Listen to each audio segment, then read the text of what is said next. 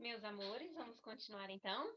Vocês fizeram uma avaliação de geografia, agora nós vamos finalizar o dia, certo? A nossa tarde, com mais um horário de ciências e finalizar também o livro. Vamos das páginas 109 a 111. Depois, 3h30, você está liberado para o café da tarde e também para descansar e aproveitar aí o horário com antecedência e estudar para outra avaliação de amanhã, certo? Finalizarmos então hoje com aula de ciências e não tem mais aula, só amanhã, ok, pessoal? Vamos lá, abra seu material, página 109 de ciências.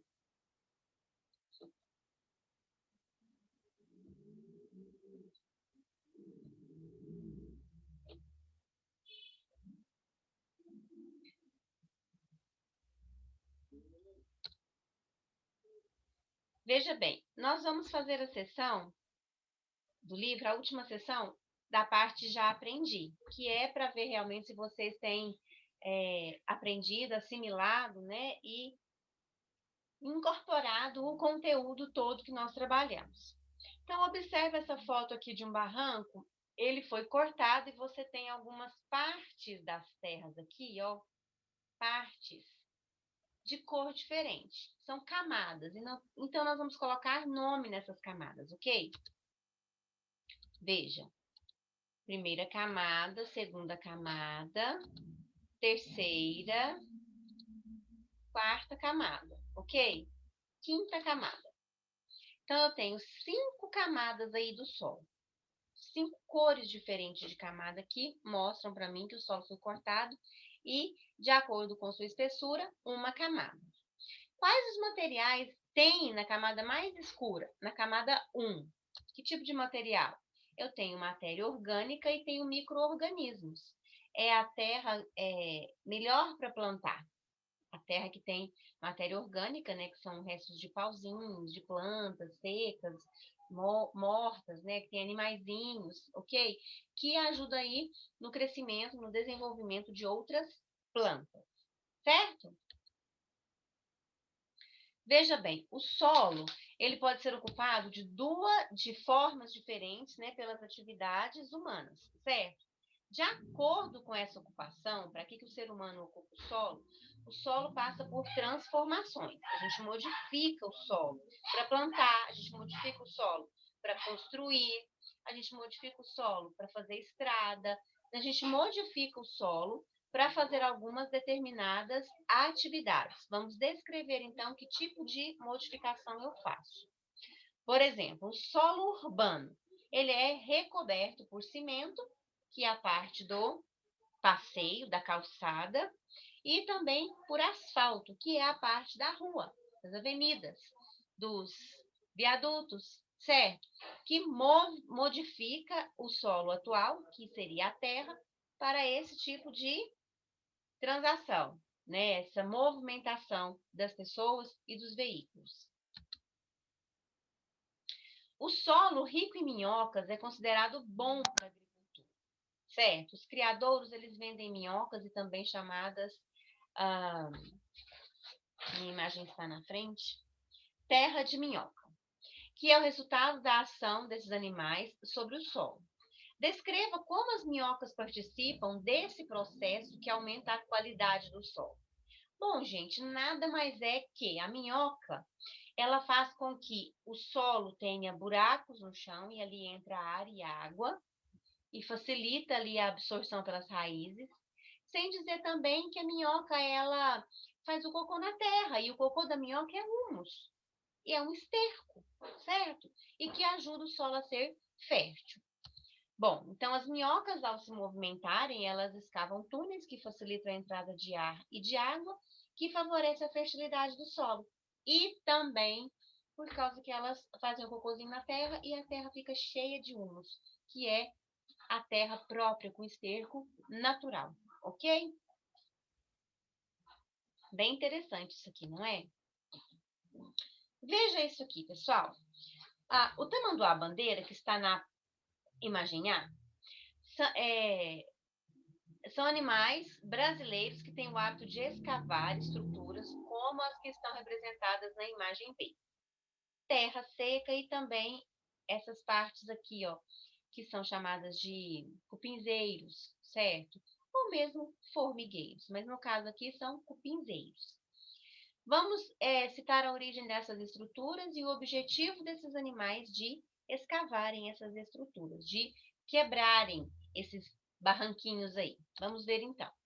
Então, esses barranquinhos, essas montanhas de terra são os cupinzeiros e o tamanduá bandeira mexe nesses cupinzeiros para quê?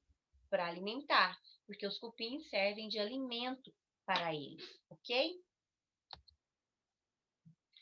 Todas as partes da planta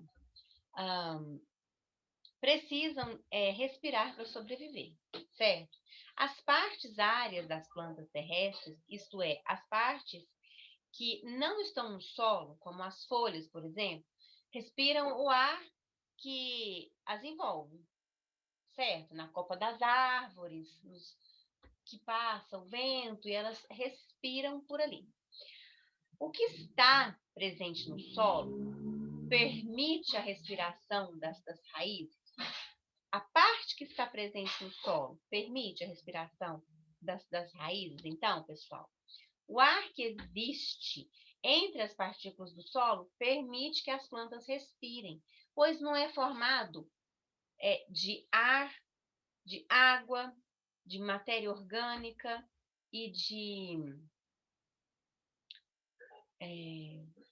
restos de micro-organismos. Então, o solo é formado por ar, por água, por matéria orgânica e por micro-organismos. Então, o ar também tem lá aonde está a raiz.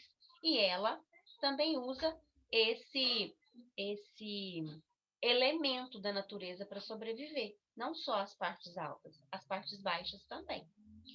Dois solos podem possuir características diferentes, certo? Textura, cor, cheiro, o jeito que consistência, né? Se é um solo mais sedoso ou um solo mais áspero, certo? Mas existem 4 componentes comuns entre eles, que eu acabei de falar na questão anterior. Quais são esses componentes? É a parte mineral, água, ar e a matéria orgânica.